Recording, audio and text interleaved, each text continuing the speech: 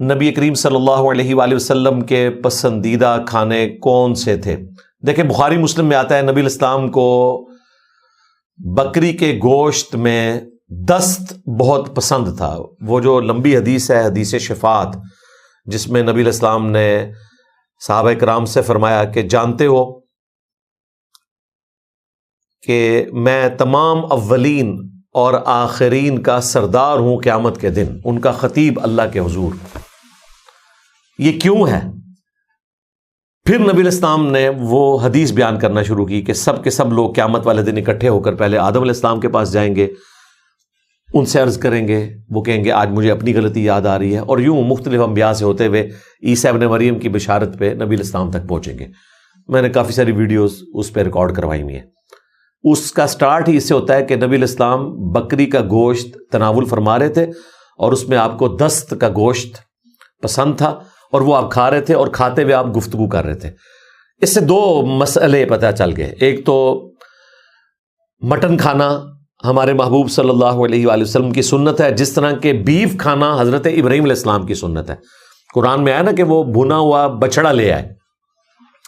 دونوں گوشت انبیاء کی سنت ہے. دوسرا یہ بھی پتہ چلا کہ آپ کھانا کھاتے ہوئے آپس میں گفتگو بھی کر سکتے ہیں، لیکن یہ اس صورت میں ہے کہ جب آپ کا نوالا جو ہے وہ سانس کی نالی میں نہ چلا جائے. یہ نہ ہو کہ اتنا موٹا آپ نے نوالا لیا ہوا ہے پھر گفتگو کرنے کی کوشش کر رہے ہیں، یعنی بیچ میں جو تھوڑا بہت گیپ ملتا ہے اس میں آپ تھوڑی بہت گفتگو بھی کر سکتے ہیں.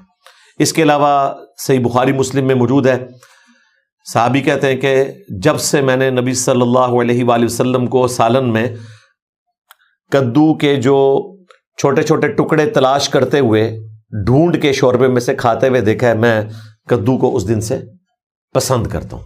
تو نبی الاسلام کو کدو بھی پسند تھا، آپ علیہ السلام کو کھجور پسند تھی، تربوز پسند تھا. سنن نبی داؤد میں آیا ہے نبی الاسلام نے فرمایا کہ کھجور کے ساتھ تربوز کو کھاؤ، یعنی وہ گرم ہے اور یہ ٹھنڈی خوراک ہے. تو اس طرح نبی الاسلام سے مختلف چیزیں کھانا ثابت ہیں. تمام حلال چیزیں اللہ تعالیٰ نے اپنے بندوں کے لیے پیدا کی ہیں. باقی خوراک ہر علاقے کی اپنی ڈیفرنٹ ہوتی ہے.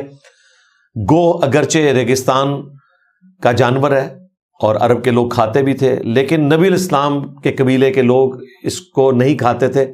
بخاری مسلم میں آیا کہ آپ کے سامنے گوشت لایا گیا، آپ نے کہا کہ میری طبیعت اس کی طرف مائل نہیں ہوتی، ہمارے علاقے کی غذا نہیں ہے. البتہ خالد بن ولید نے آپ علیہ السلام کے سامنے کھایا اور آپ نے ان کو منع نہیں کیا. تو نبی الاسلام بھی ہر حلال چیز شوق سے نہیں کھاتے تھے، اور بعض اوقات حلال چیزیں آپ کو پسند بھی نہیں ہوتی تھی، جس طرح کہ گو کا گوشت. لہٰذا آج اگر کسی کو کدو پسند نہیں آتا تو کوئی وہ گستاخ رسول نہیں ہو گیا.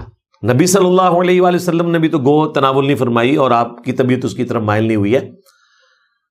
لہٰذا یہ واقعہ جو عموماً ہمارے ممبروں سے بیان کیا جاتا ہے کہ قاضی ابو یوسف نے اپنے بیٹے کو قتل کر دیا اس بات پہ کہ اس نے کہا کہ مجھے کدو پسند نہیں ہے، نان سینس بات ہے.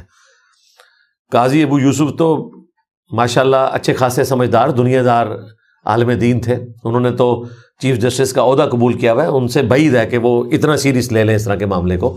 جنہوں نے اپنے استاد کی بھی وصیت کا پاس نہیں کیا، کہ جنہوں نے چیف جسٹس کا عہدہ ٹھکرایا تھا جس کی وجہ سے ان کو منصور نے قتل کیا، اور بھی ان کے کافی سارے واقعات ہیں. تو ویسے ان کی طبیعت میں نہیں بیٹھتا. الحمدللہ وہ دنیا سے محبت کرنے والے تھے قاضی ابو یوسف. ان سے بعید ہے کہ انہوں نے کدو کے پیچھے بندہ مارا ہو، اور اگر مارا ہے تو قرآن پاک میں ہے جس نے ایک مومن کو ناحق قتل کیا ہمیشہ کے لیے جہنم میں ہے، سورہ النساء میں.